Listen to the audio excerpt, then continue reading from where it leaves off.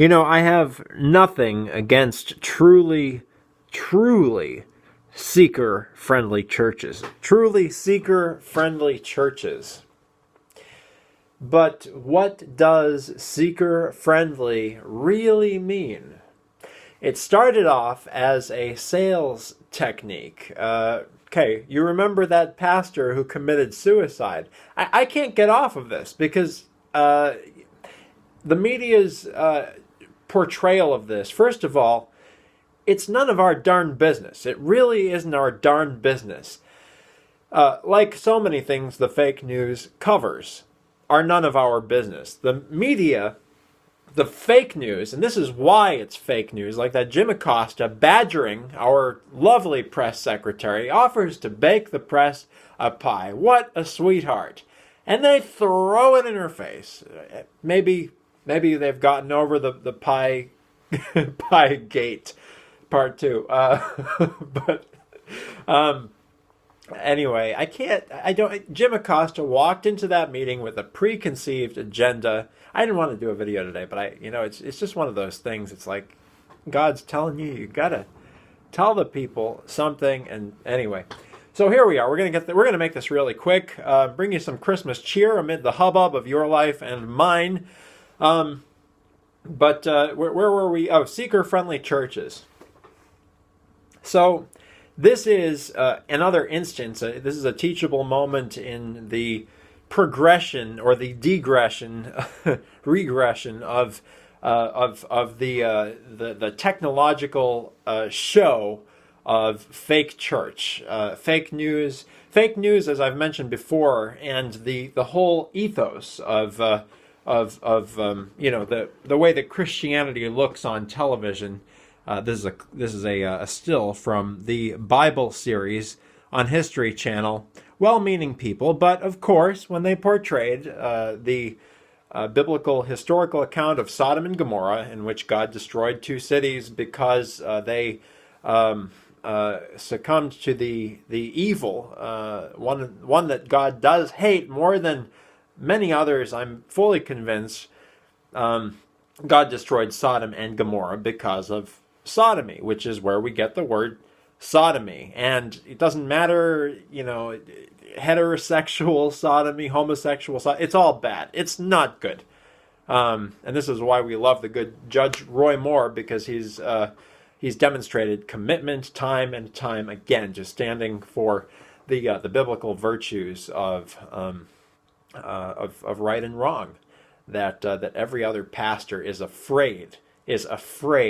coward to address today, sadly. And that's why we're here. Thank God for the free internet. We're talking about it here, and we're talking about the pastor who committed suicide. Not because we want to, but because the fake news has thrown it in the faces of good Christian people of faith, good Christian Americans of faith, people that want to make America great again, as our good leader, POTUS, does, President Donald Trump. And we've got this seeker-friendly or emergent church phenomenon, like that cult in Los Angeles, which will remain nameless in this video, which again puts on a show, puts on a rock concert, a head throbbing, repetitive trance beat that basically anesthetizes the brain of the audience before planting seeds of pagan idolatry in their minds. I'm fully convinced that there are no real churches in Hollywood. I have been there, and I didn't find it. I went to one church of the more Episcopalian vein while I was there, and evidently it was they called it a Catholic, I believe, leaning Episcopalian church just down the street from the mega cult. And they said that the director, producer, the brain behind Mrs. Doubtfire had been one of their prominent congregants. This is what they value. Transsexuals masquerading in kind of pseudo-family movies. Anyhow, but this is where we get the seeker-friendly church. It does not come out of the Bible. It comes out of comes out of the effects, the implicit, invisible effects of trying to mold a church of God to meet the expectations, the preconceived expectations of a hyper-industrialized, first time I've ever used that word, I don't even know if it exists, but we'll call it a hyper-industrialized, I'd say a technocratic, a highly technocratic, a super technocratic kind of people. Book Amusing Ourselves to Death, Neil Postman, is kind of a prerequisite for understanding this, so I do apologize if I'm using jargon that's unfamiliar to you. Again, Amusing Ourselves to Death by Neil Postman will make this a lot clearer. But the idea here is that re-examining this idea of the seeker-friendly church. Seek and you will find. Knock and the door will be opened. Fine. Great. And in fact, that's the gospel, and so I don't intend to belittle that at all. However, I guess what I'm saying here is that the so-called seeker-friendly churches are not really seeker-friendly churches. What they're doing is they're using technological tricks, marketing techniques, which are designed to appeal to not only appeal to, but to perpetuate the preconceived notions that come with a society that's overly saturated with media exposure. Just like even this video, if we're not careful.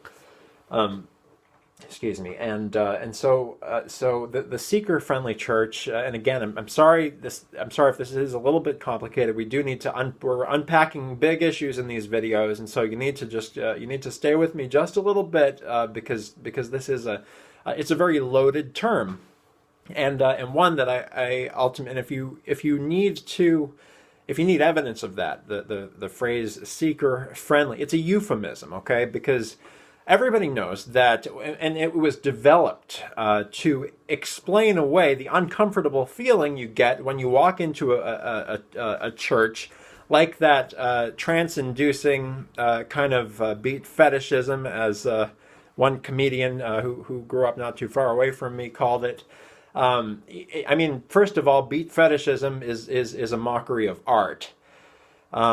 When you apply it to church, it's even that much worse because you're implying that somehow it's sacred, and so you're really misleading people. Like the cult on Hollywood Boulevard in Los Angeles that says it's a Christian church, down the street from the cult of Scientology. They're all cults. They're all one and the same.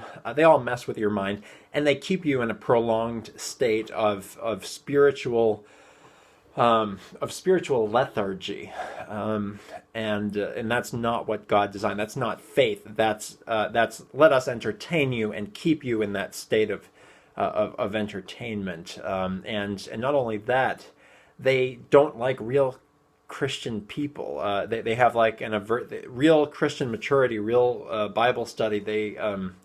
The seeker-friendly church doesn't like that. They find that threatening. They find the real, authentic gospel threatening because they're more concerned with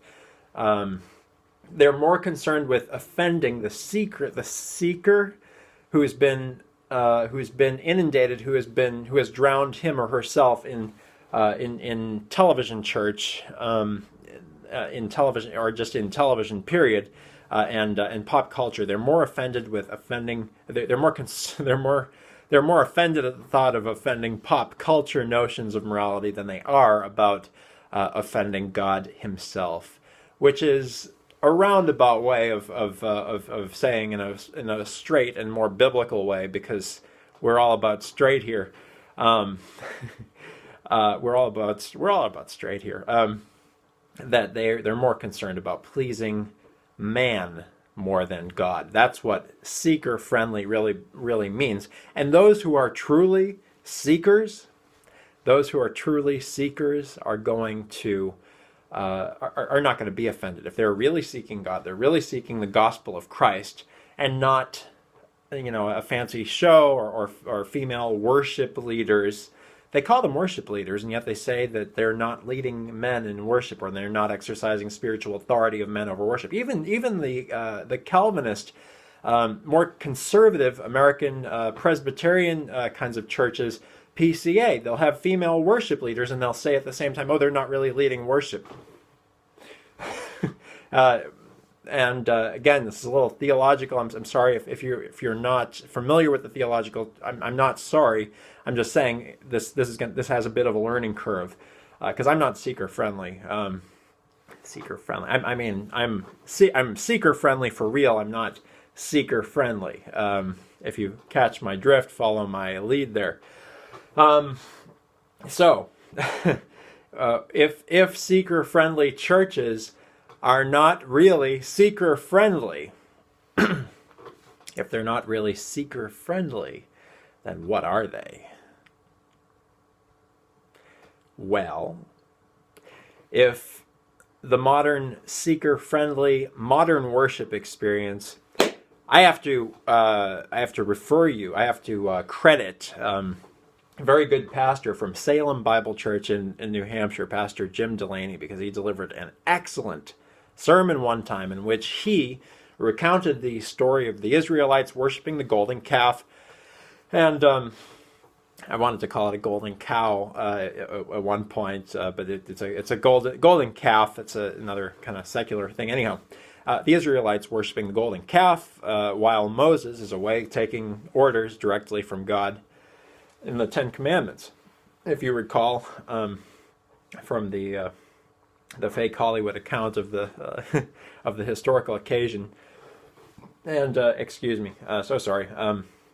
Time is of the essence, so we're getting to Christmas. So let's prepare our hearts by getting to the heart of this issue of the seeker-friendly church. Stay with me, First Church of Gab, which is not really a church, because I'm accountable to God, and so I have to tell you this isn't really a church. Church is what you go to. It's a place that you are, and we're not. This is this right here. Again, I try to take advantage of every teachable moment possible. This here is not really this. I'm not really here. I'm not really talking to you. I don't know you. You don't go to church with me. I don't go to church with you. It's a nice kind of fantasy or illusion, but that's all it is, an illusion. I'm only using it to prove a point here because chances are, if you're watching this, you don't read many books. Otherwise, you'd realize that this is a waste of your time. Anyhow, and you would have developed these conclusions on your own. So I'm really speaking to those of you who watch YouTube videos or watch, I'm sorry I haven't mentioned it, PewTube videos or Gab videos. We're talking about the seeker-friendly church, the seeker-friendly church, which isn't really seeker-friendly. What's it friendly to? Who are they really going after? Because seeker-friendly is a euphemism. What does it mean? It means that, it's really an apology, like all really weak, inherently weak spiritually people do. Obama's apology tour, and by the way, may all of your Obamas fade into the pure what if Christmas this Christmas season. All of your Baracks, may they dissolve away. And that is my Christmas wish and prayer and hope for you. Very real hope, grounded in God. But again, I digress for the benefit of millennials, because I am a millennial, and I'm a recovering millennial. Okay? So, anyway, thank you. We're talking about the seeker-friendly church, and as promised, I am going to reveal to you what the seeker-friendly church, again, seeker is a euphemism, just like gay is a euphemism for homosexuality, and passed away is a euphemism for died, okay? Because homosexuality is death. The seeker-friendly church, as if we look at the way that the church has modeled itself after our Kurt Cobain? I only know about this because Joshua Harris mentioned it in his wonderful book. I can't think of the name of it offhand. You know what I'm talking about. And we've built a church that's built around and that sustains the notion Because remember, Jesus told his disciples, okay, listen to what the Pharisees say, but don't do as they do. Pastors who are in this country have built a church, a tithe-hungry church, and not a holiness-hungry church, but a money-hungry church, serving mammon rather than God, have built a church that's built upon this notion of seeker-friendliness. The new evangelism, I've watched it in the seeker-friendly, again, even the most conservative PCA church, the whole, claiming to be conservative, not one cross in the whole sanctuary, because it will offend somebody. And I should have a cross here. I do apologize for not having a cross, not having there's no nativity scene here. You know that, and that's my fault. I take ownership for that, and I'm going to try to fix that in time for the next video. Wasn't really planning on this, so bear with me. Seeker-friendly churches. Seeker-friendly churches. So, to really kind of understand who they're really targeting, you need to understand that the church has remade itself, not in God's image, not in the image of the Bible, but in the image of what pastors, what congregants are doing for the all the other hours in a week. I can't do the math that quickly, even though I'm an MBA guy, right? Should be able to. But besides that 1 hour in a week you spend in church, you have all that other time during the week. What are they doing? They're watching television, like the average fake news sponge of an American, sitting on the couch and just absorbing all of this negativity because they don't know any better. They think it's real. This you put something on television, it looks as real as it does in your living room. And I am going to try to close this up soon because I don't want to dwell on those evils too long as we reveal what the seeker-friendly church is really seeking after. Long story short, and please check out that book. Again, it will make it a lot clearer in depth that I can't go into here. Amusing Ourselves to Death by Neil Postman, 1985. Very good year for art and politics, faith, everything else. Churches have sought to capture audiences the same way that the fake news does. A lot of sensationalism, suddenly the testimony.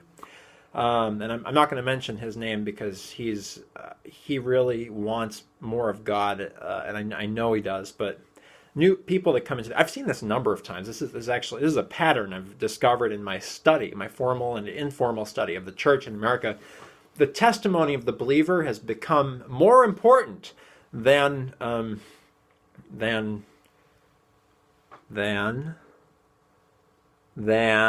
come on, I know you know it, than the gospel of Jesus Christ, the Bible, right? It's not about our testimony. It doesn't matter how it does. It matters. It kind of matters in that it gives it credibility. But the point is that Jesus died to save us from our sins.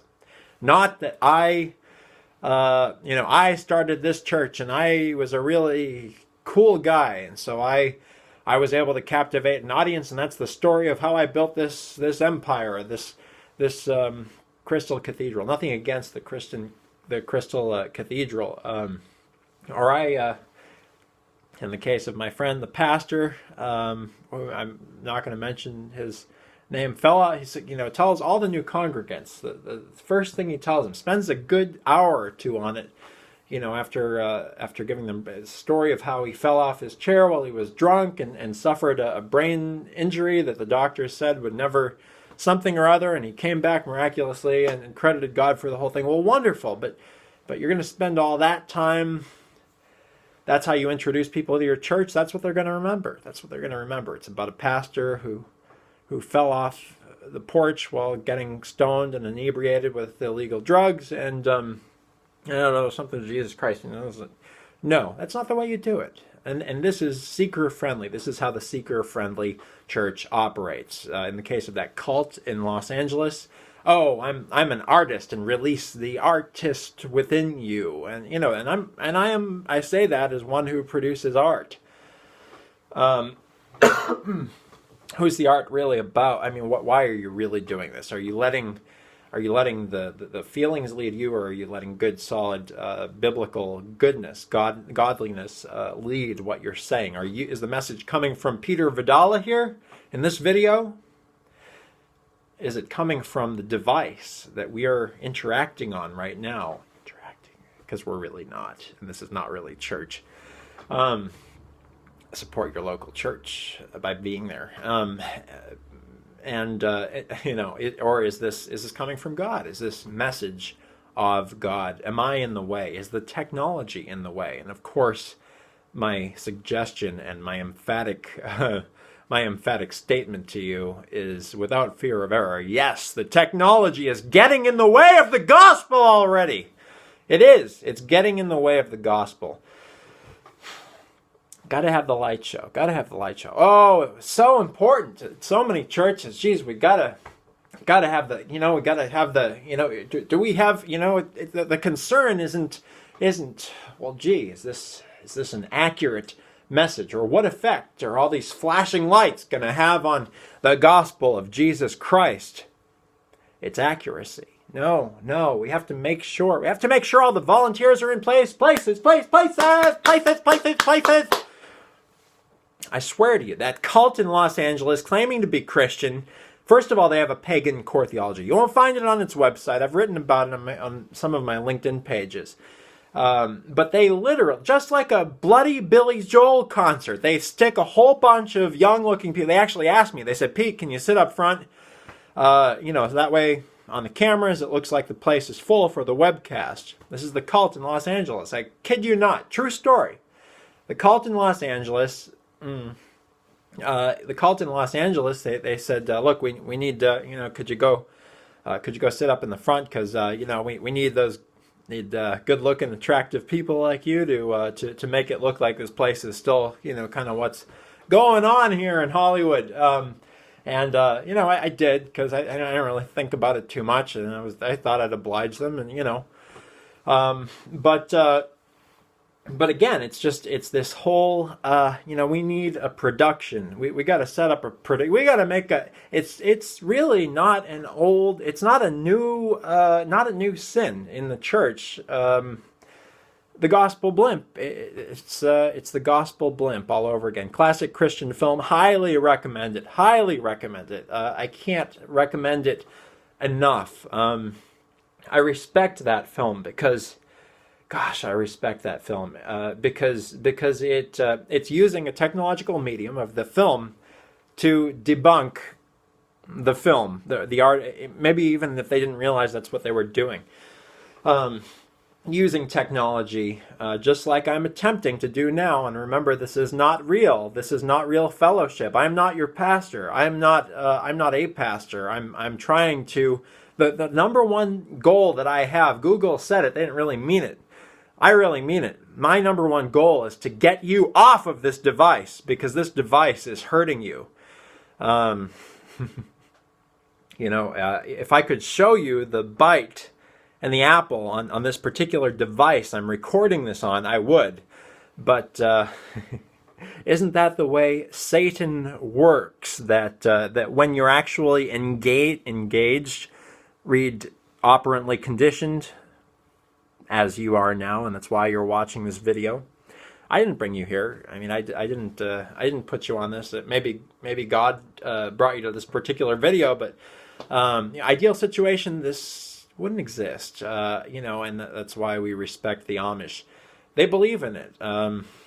Anyhow, again, lots of digressions here, but we're trying to get to some really deep issues, and sometimes it helps to take a little mini vacation every once in a while, even if it's a tangent, because we're really what I'm attempting to do is deprogram you, because you've been programmed, and that's why you're here.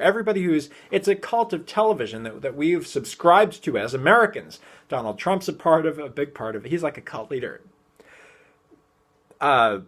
He's one of the better ones, and see, now I have to explain that now. So we're all brainwashed to watch television, okay? And Donald Trump represents truth, but in order for God to to bring us back to godly principles, the only kind of president suited for the job is one who can beat the media at their own game. When Donald Trump calls out the media, he's morally justified in doing so because, excuse me, once again, even if he doesn't, whether he completely understand, God is using him, and that's all that matters. But he's calling, like, if you understand how evil the fake news is, fake news doesn't understand how evil they are, and no evil person really does, like that bank robber. He thinks, in his mind, he's doing a public good by robbing the bank, okay? He's not thinking, well, gee, I'm an awful person, I shouldn't be doing it. I mean, he's fully convinced this is the right thing for him to do. And the fake news thinks it's the right thing to subvert the American people and to squander all the blessings God's given us and to attack good and moral people like the good judge Roy Moore down in Alabama. The fake news. Fake news. So, again, we're developing this, and I didn't want to go this kind of in depth, but I want to fill you in because I want you to know I'm not blowing smoke, and I understand what I'm talking about here. Donald Trump has beat the media at their own game. For a generation of people who are brainwashed, like you and even myself to some extent have been by the ubiquitous, invisible kind of technological influence in our lives, because you never see that bitten apple while you're engaged in the device. You only see it when you're not using it. Remember that, because that's important. That's an important concept. The symbol of man's evil is what's bringing you the device, managed by the homosexual sodomite Tim Cook, of course. It doesn't get clearer than that. These folks don't allow their children to have devices. At least I've heard Steve Jobs didn't, and a lot of the bigwigs in Silicon Valley, even the ones who are leftists, they won't, because they know how bad it is for people. And we have the chair of Facebook, or former leadership at Facebook, coming out against the technological giants and that evil, that awful person, Mark Zuckerberg, who hates people.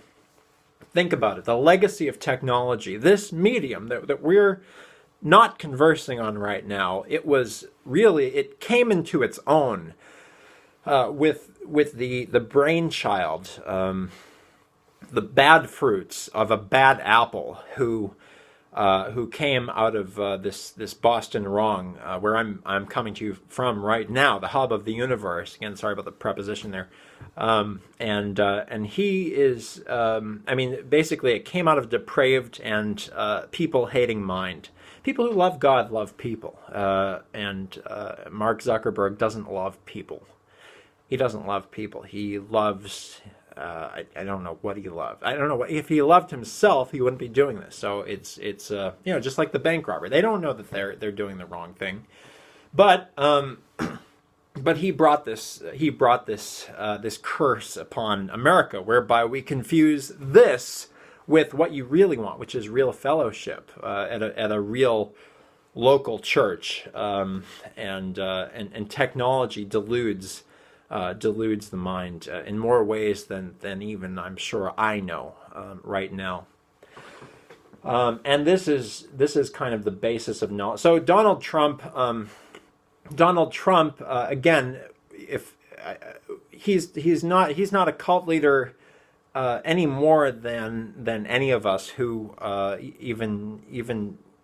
If I'm to be completely frank, even we social media personas are, I can't even call us personalities because, again, I'm not really here. You're not really in my presence, and I'm not really in yours. And so this is just an illusion. It's an illusion. It's not real. And you want real faith. You don't want Sodom and Gomorrah, but Sodom and Gomorrah is what you get when you subscribe to the fake news media, and that's what our church is doing. Our church is worshiping at the altar of Baal at the altar of the golden calf. That sermon I was telling you about by Pastor Jim Delaney from Salem Bible Church in Salem, New Hampshire. Wonderful, wonderful message in which he's not, I admire that he doesn't spend a lot of time in subscribing to videos like this. A lot of pastors don't. The very best, even on the congregational side, the Puritan Evangelical Church in San Diego, right near that dangerous Mexican border national city. Pastors, real pastors, they don't have time for television games, and the real believers don't. But he got it to the he understands the fake news to the extent that he needs to, in that he recognizes immediately the contemporary worship service, where you have that beat fetishism going on, like that cult on Los Angeles Boulevard. Hollywood Boulevard, in Hollywood, Los Angeles. This beat fetishism, he recognized it as the contemporary worship service for the seeker-friendly audience. All these vague marketing terms. Our God is a God of order, and he doesn't need to hide behind marketing terms. We don't need better marketers. We need people of character in the pulpit. We don't need orators. We need people who live and are afraid of God. Fear God more than man. That's the beginning of wisdom, is what the Bible tells us. Not this cult leader on Hollywood Boulevard who claims to be wiser than Solomon, and he's not. He really isn't. Maybe in Hollywood no, he isn't.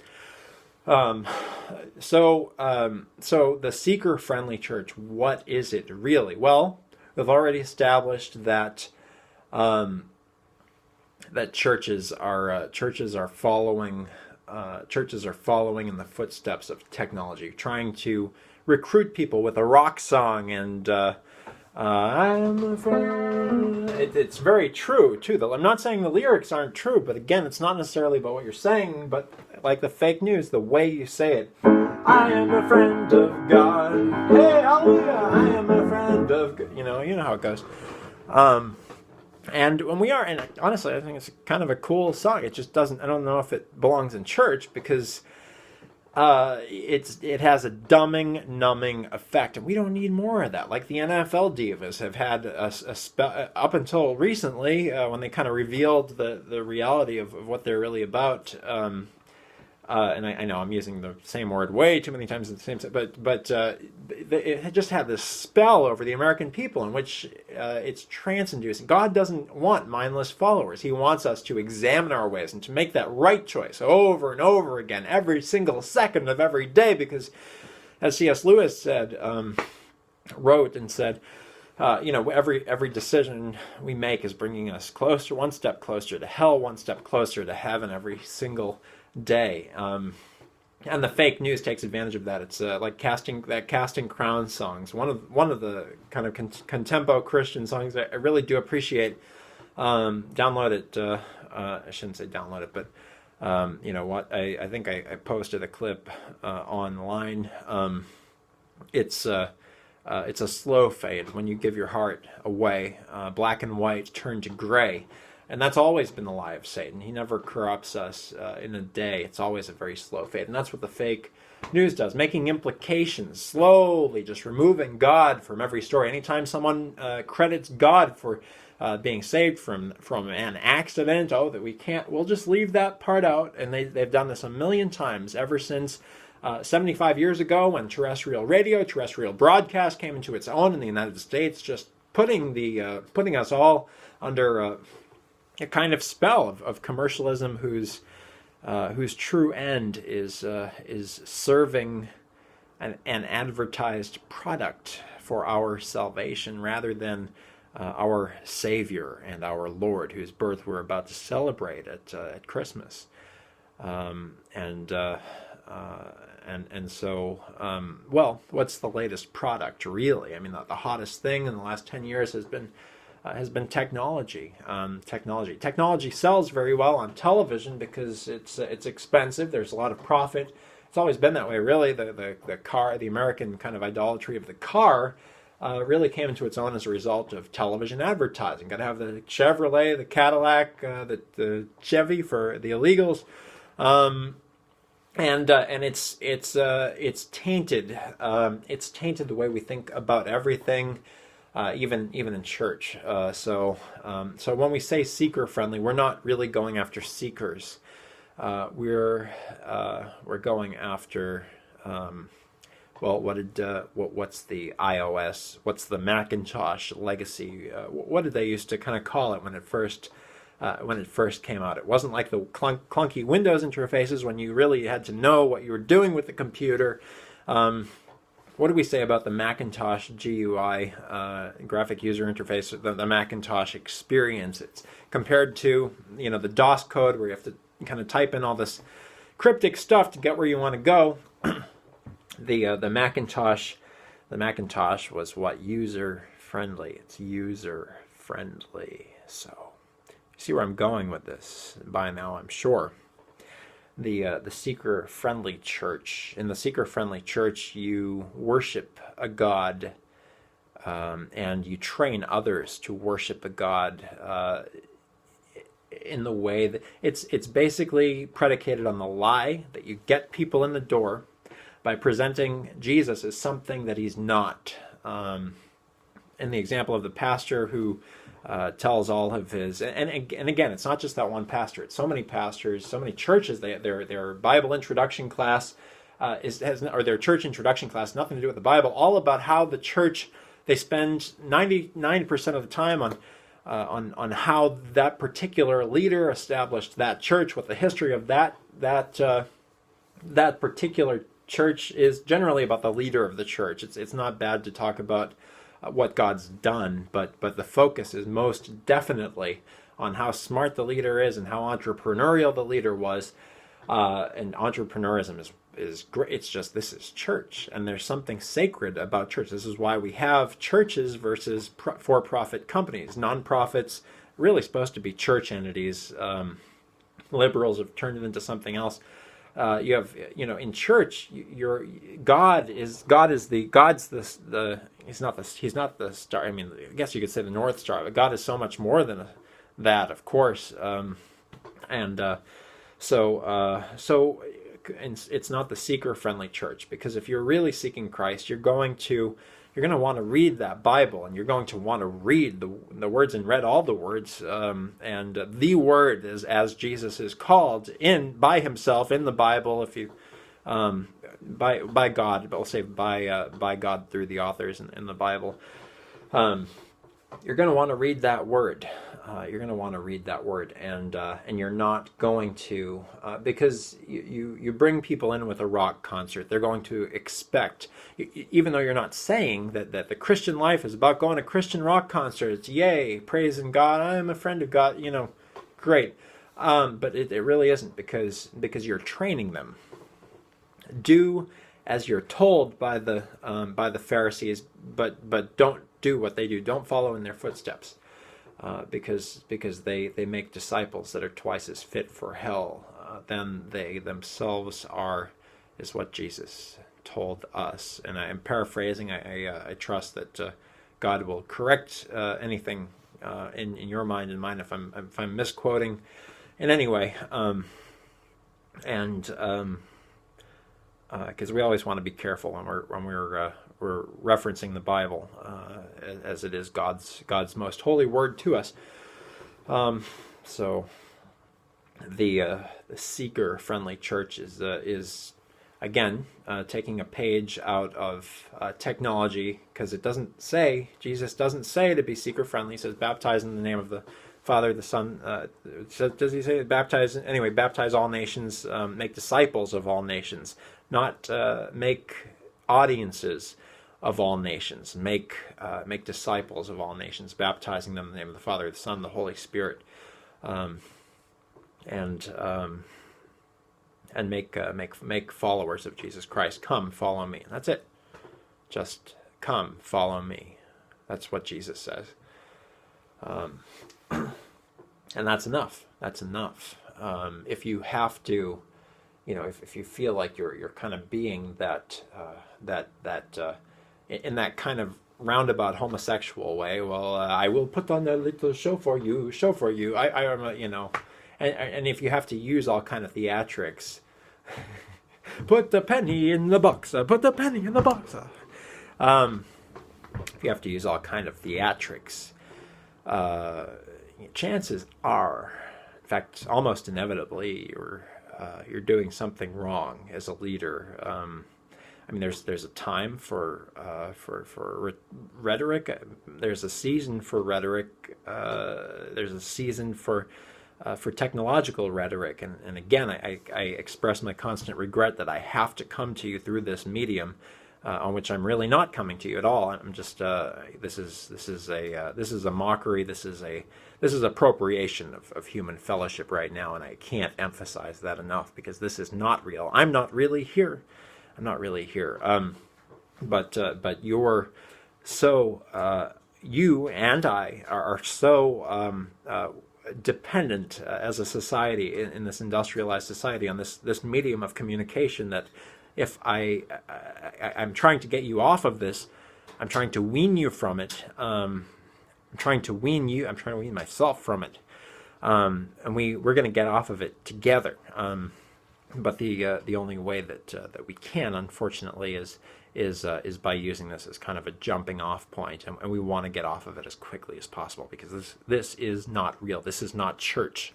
But again, I live among people who rape the hearts, minds, and souls of innocent boys and girls in classrooms, which is it's just a travesty. Because this is Boston Wrong. It says Boston Wrong. It's the hub of the universe. Check out Mass Resistance for all the evidence regarding that Fistgate. Just look into it. It's awful what we are doing as a culture. So the idea of seeker friendliness, someone who's really seeking God doesn't need a gimmick. It's always good to have genuine fellowship. We need genuine fellowship. Excuse me once again. God prescribes genuine fellowship. We are the body of Christ, and iron sharpens iron, like hot, or another biblical metaphor, coals, like hot coals. They stay warm when they're together, but they grow cold when they're separated. And we're separated right now. And the fact that you're watching this video and not in a real church, and that I have to be here to communicate this in this way, is evidence of that. Do you get that? Are you getting that? Okay, good. So the seeker friendly church is really nothing more than if real seekers are Godward and are listening to that still soft voice the Bible talks about, which is God's voice, even the fingerprints of God within all of us that constantly direct us back to nature amid this assault of technology, which is trying to rob us of our time, our mind real estate, I call it, and the things that really matter, time spent with friends and family. Things that really matter, that real value, real growth in our lives. What is the seeker-friendly church? It's little more than an attempt to placate our technologically advertised kind of our brainwashed notions of user friendliness. Okay, so the seeker-friendly church is not a seeker-friendly church at all, because seekers don't need technological gimmicks. They don't need, you don't need to have a big social presence, which isn't really a social presence at all. This is not social. This is antisocial. Okay? This is the antisocial media that you're watching this on. And again, this is not, I'm trying to get you off of it, okay? Of the antisocial media, founded by the antisocial Mark Zuckerberg, for all intents and purposes, with a lot of help and a lot of appeals to base nature. How much of internet traffic, and sadly, how much of how many church men struggle with the use of pornography. It's antisocial. There's nothing this whole gimmick of and I call it a gimmick because it's always in danger of that, and I think that might be kind. The anti-social media, it's not social media, and I know it's kind of a joke, a cliche, but it's very true. This is anti-social. This is media. Media is anti-social. It started with television, and this that you're watching this on, this is nothing more than a highly sophisticated television. That's all it is. It's not a smartphone. It's a dumb phone. It's a dumb phone because it makes you dumber. Okay? That said, it's very user-friendly. It's very user-friendly. See, if you were seeking the gospel, you wouldn't even be watching this video. You'd be pounding down the doors at your local church. And I'll tell you, I have been from here in the hub of the universe all the way to San Diego. That's where I had to go to find a Puritan church that still exists. Isn't that sad? Puritans sailed across the deep to found Massachusetts Bay Colony and this great United States of America. And they're building. Some of the buildings still exist, but they're inhabited by sodomites. Without mentioning names, because I know these people. They know me, and but they know who they are, and it's not necessary. Like that girl at Brookstone insisted on trying to force her lesbianism on me. It's like she knows who she is. I don't need to give you her name. It doesn't necessarily help if we try to be gentlemen here, but so. The seeker-friendly church is really nothing more than a user-friendly church, just nuanced a little bit, twisted a little bit, marketed a little bit differently for a religious audience, as so much religious media does, and it's really, I think it's sad, when religious media makers appropriate pop culture. It's like, we have nothing genuine to offer ourselves, is what you're saying when you make a rip-off show of Baywatch and you put a Christian twist on it. What the heck is the name of it? Young Ones, a television show. There's a Christian Netflix out there. I tried to, contribute kind of original and good stuff, and they're not. It's not really their thing. No bitterness there. No, I'm just kidding. I wish them real salvation. I do. But anyway, so the seeker-friendly church is really nothing more than a user-friendly church, and so when you're not attracting seekers by appealing to, and not only appealing to, but sustaining, because it's like once you get them in the door, does that mean you stop being seeker-friendly? You stop the rock concerts? No. Oh no. Oh no, you whet their taste for more rock music, and then you have to come up with lyrics that are even more dumber and more repetitive, because, well, how else are you going to attract the other seekers? No. You're not attracting seekers into your seeker-friendly church. You're attracting users into your user-friendly church. I'm going to say that again, okay? Because if you're watching this, you probably go to a seeker-friendly church, like that emergent